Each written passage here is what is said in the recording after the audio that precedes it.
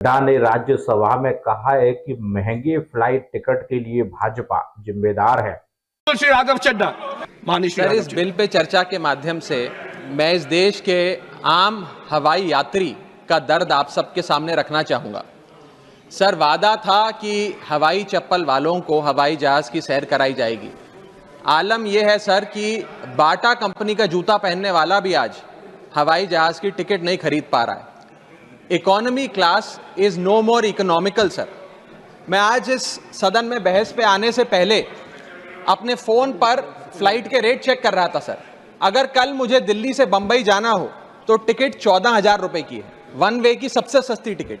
दिल्ली से पटना जाना हो तो 12,000 रुपए की टिकट, दिल्ली से बैंगलोर जाना हो तो 16,000 रुपए की टिकट। और सर वो छोड़िए, संडे के दिन यानी कि परसों मैं अपने क्षेत्र पंजाब से दिल्ली आया, मोहाली एयरपोर्ट से चंडीगढ़ एयरपोर्ट से मैंने फ्लाइट ली और दिल्ली पहुंचा। उस फ्लाइट की टिकट 14,500 रुपए की थी। हम सांसदों को तो फ्लाइट की रीइंबर्समेंट मिल जाती है सर, आप उस आम नागरिक का सोचिए जो इस स्काई रॉकेटिंग एयर प्राइसेस से जूझ रहा है। और एक और दिलचस्प चीज है, एक ही सेक्टर की एक ही दिन की सेम एयरलाइन जो अलग अलग समय पर उड़ती है उसके भी रेट अलग है। आपको सुबह 10 बजे दिल्ली से बंबई जाना, उस एयरलाइन से उस तारीख पे आपको एक रेट मिलता है। 2 बजे की दोपहर की टिकट लेते हैं उसी एयरलाइन पे, उसी दिन पे वो उससे दोगुनी हो जाती है। न जाने क्या लॉजिक है सर। हमें इस देश में एयर यात्रा को लग्जरी ट्रैवल नहीं बनाना सर, आम ट्रैवल बनाना है जैसे कि ट्रेन का है। और सबसे बड़ी बात सर, इस देश में जहाज में उड़ना और जहाज में उड़ के अपनी मंजिल तक पहुंचना आज भी इस देश की बहुत बड़ी आबादी के लिए एक सपना है। अगर ट्रैवल की रफ्तार बढ़ेगी तभी इस देश की रफ्तार बढ़ेगी। सर, दूसरा दर्द जो इस देश का आम आदमी रोज उससे जूझ रहा है वो है ओवर क्राउडेड एयरपोर्ट्स। सर, आज हमारे देश के एयरपोर्ट्स बस अड्डे जैसे बन गए हैं। बस अड्डों से बदतर हालत, बदतर व्यवस्था देश के एयरपोर्ट्स पर है सर। सर, टर्मिनल 1 चले जाइए दिल्ली के, टर्मिनल 2 चले जाइए दिल्ली के, आप हालात देखिए। सिक्योरिटी लाइन से लेकर चेक इन लाइन तक लोग लाइनों में खड़े हैं और लाइनों में खड़े हैं और उसके बाद उनकी फ्लाइट भी इस चक्कर में मिस हो जाती है।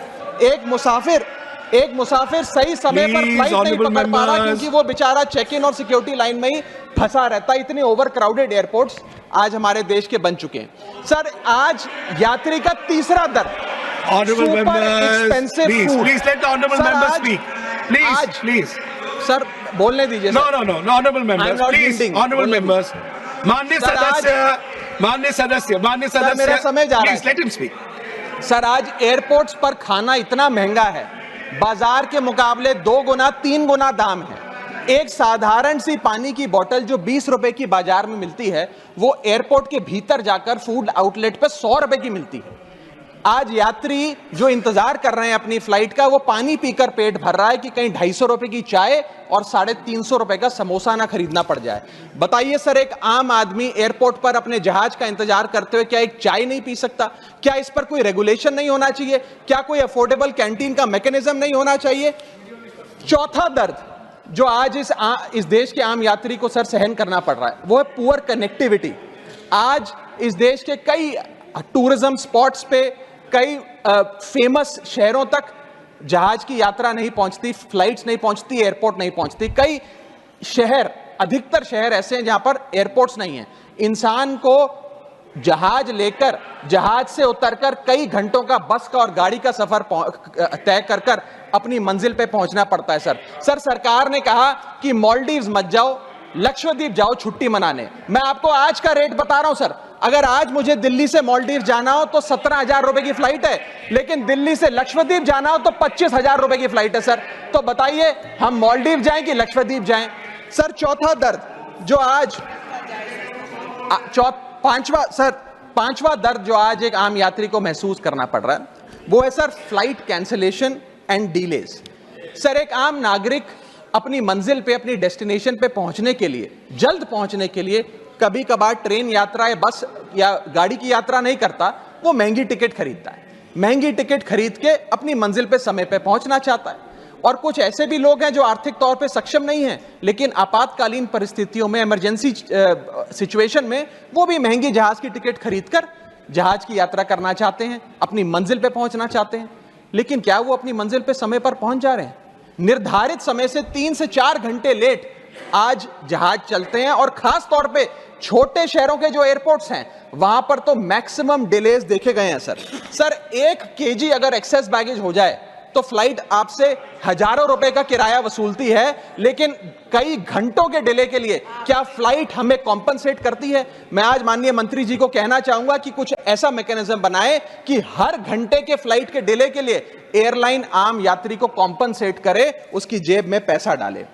इसी के साथ साथ हर महीने एक चार्ट जारी होना चाहिए कि किस सेक्टर की कौन सी एयरलाइन ने कितने घंटे का डिले, किस सेक्टर की कौन सी एयरलाइन ने कितने घंटे का डिले यात्रियों को दिया। और इसी के साथ साथ सर छठा दर्द जो आज के भारत देश के आम यात्री को महसूस करना पड़ रहा है सर, वो है लैक ऑफ अफोर्डेबल ऑप्शंस। जो अभी मेरे साथी भी बात कर रहे थे कि इस देश में 90% एयर ट्रैवल 2 एयरलाइंस के पास है, 90% मार्केट शेयर 2 एयरलाइंस के पास है। यानी कि एक हमने कार्टेल क्रिएट कर दिया, डुओपोली क्रिएट कर दी, यानी कि वो मनचाहे दाम पे मनचाही सर्विसेज देंगे, क्योंकि कोई कंपटीशन ही नहीं है, कोई प्रतिस्पर्धा नहीं है। इतनी विशाल जनसंख्या वाला हमारा देश है, और इतनी विशाल जनसंख्या वाले देश में मात्र 2 ही कंपनियां हमारा पूरा एविएशन सेक्टर चला रही हैं। सर सरकार लाई एक स्कीम जिसका नाम था उड़ान, जिसका फुल फॉर्म है उड़े देश का आम नागरिक। पर कैसे उड़े? ना फ्लाइट के उड़ने के ऑप्शन है, ना अफोर्डेबल टिकट है, ना फ्लाइट सही समय पर चलती है, तो कहां उड़े, कैसे उड़े? और सबसे बड़ी बात सर, जब से ये उड़ान स्कीम आई है एक धारणा एविएशन सेक्टर में बनी हुई है कि जैसे ये स्कीम लागू हुई 2 एयरलाइन बंद हो गई, जेट एयरवेज और गो एयर, और तीसरी स्पाइस जेट बंद होने की कगार पे खड़ी है।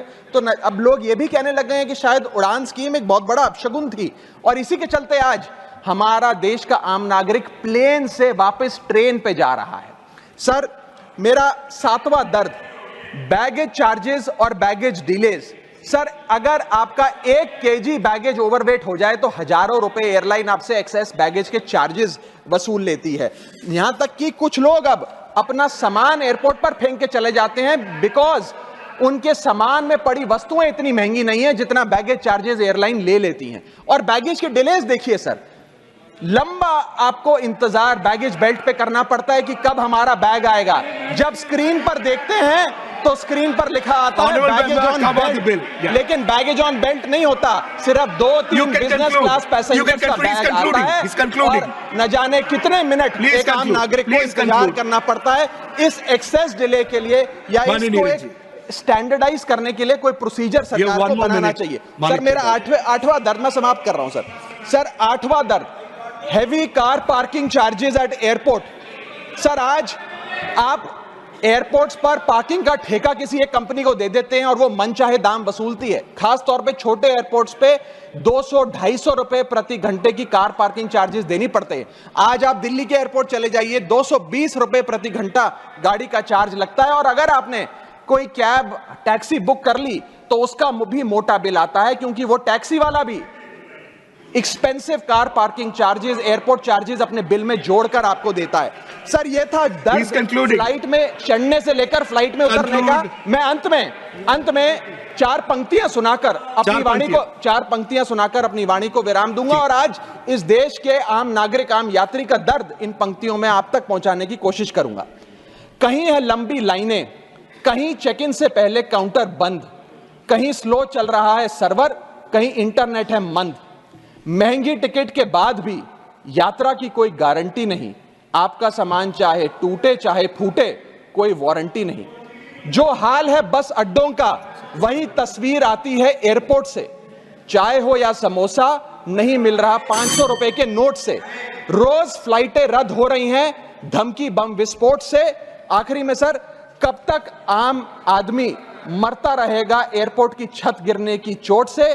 जनता की मुश्किलें तो पल भर में मिट जाएं अगर सरकार को फुर्सत मिल जाए चुनाव या वोट से।